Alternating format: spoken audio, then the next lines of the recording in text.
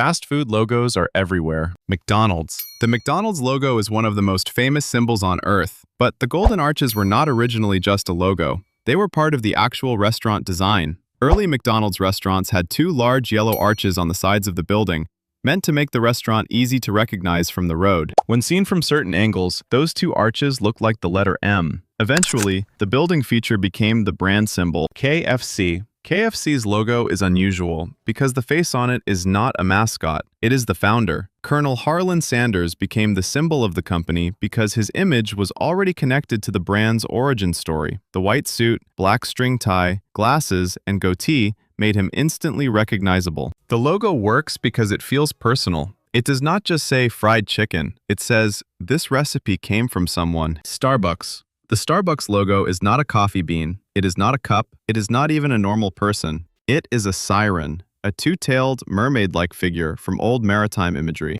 The original Starbucks name was inspired by the sea and classic literature, and the siren was chosen to give the brand an old-world, mysterious, nautical feeling. Over time, the logo became cleaner and less detailed. The words disappeared. The siren stayed. That is how powerful the symbol became. Today, Starbucks does not need to write coffee on the cup. A green siren is enough. Domino's. The Domino's logo is exactly what it sounds like, a domino tile. But the dots had a specific meaning. The original 3 dots represented the company's first 3 stores. The plan was to add a new dot every time a new store opened. This was a terrible idea, because Domino's expanded quickly, and if they had kept adding dots, the logo would now look interesting. So the company stopped at 3 dots. Sometimes the smartest branding decision is realizing your idea will become impossible if your business actually succeeds. Burger King. The Burger King logo is basically a burger pretending to be typography. For decades, the main idea was simple. The words Burger King sit between 2 bun shapes. The logo tells you what the restaurant sells before you even read the name. It is not subtle.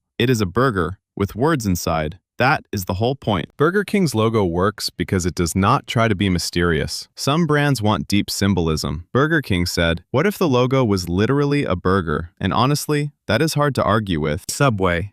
Subway's logo is built around movement. The arrows at the beginning and end of the word represent entering and exiting. They connect to the idea of a sandwich made quickly, moving through the line, and going on your way. The name Subway also connects to submarine sandwiches, not just underground trains. So the logo has a double feeling, fast movement and long sandwiches. The yellow and green colors also help create a fresh, energetic look. Even if what people mostly remember is standing in front of the counter and making the most stressful bread decision of their day, Subway's logo says the process is simple. The menu says otherwise. Pizza Hut. Pizza Hut's logo comes from one of the most recognizable restaurant shapes in fast food, the red roof. Early Pizza Hut buildings often had a distinctive hut-like roof design, and that roof eventually became part of the brand identity. Like McDonald's arches, Pizza Hut turned a building feature into a symbol. The logo does not need to show pizza. The roof is enough. Most pizza places put cheese, slices, flames, or tomatoes in their logos. Pizza Hut put a roof.